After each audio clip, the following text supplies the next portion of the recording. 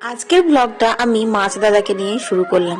তো এই যে দাদা আমাদেরকে মাছ দেয়, তার কাছ থেকে আজকে নিয়ে নিলাম হচ্ছে ফ্রেশ গুগুলি।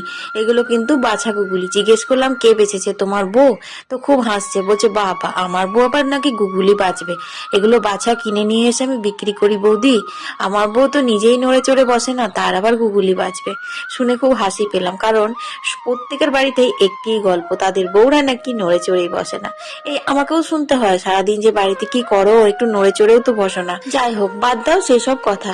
আজকে কুত্তি কলাইয়ের ভর্তা করব। শুকনো কড়াইয়ে কলাইগুলো ভেজে তারপরে যে মাকে দিলাম খোসাগুলো ছাড়াতে। মা সুন্দর করে খোসা ছাড়িয়ে দিয়েছে। তারপরে ঘন্টা খানেক মতো ভিজিয়ে রেখেছিলাম জলে।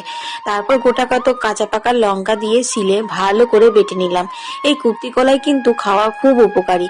যাদের কিডনির কোনো সমস্যা আছে, যেমন কিডনিতে পাথর বা কিডনির কোনো ইনফেকশন, তারা যদি এই কাঁচা কুত্তি কলাইটা ভিজিয়ে রেখে জলটা সকালবেলা খালি পেটে খাও, তাহলে কিন্তু খুব উপকার পাবে। আর এরকম ভর্তা বানিয়ে খেতেও কিন্তু খুব সুস্বাদু লাগে। তো কুর্তির পাতাটা বানিয়ে নিয়ে এখন চলো গুগুলি ঝালটা শেয়ার করব তোমাদের সাথে। আসলে কি বলতো, গুগুলি ঝালের রেসিপিটা আমি অনেকবারই শেয়ার করেছি, কিন্তু অনেক নতুন বন্ধু তো আমার ভিডিওতে জয়েন করে, তার জন্য আবার একবার শেয়ার করে দিলাম। গুগলিগুলো ভেজে নিয়েছিলাম, তারপর তেলের উপর পাঁচফোড়ন দিয়ে পেঁয়াজ রসুন ভালো করে ভেজে, আলু কাঁচা লঙ্কা ভেজে, স্বাদ মতো নুন হলুদ, তারপরে ভেজে রাখা গুগলি দিয়ে অল্প একটু কালো সর্ষে বাটা দিয়ে শুকনো শুকনো করে নামিয়ে নিলাম। এদিকে স্নান সেরে চলে এসেছি এখন এগুলো খাওয়ার জন্য।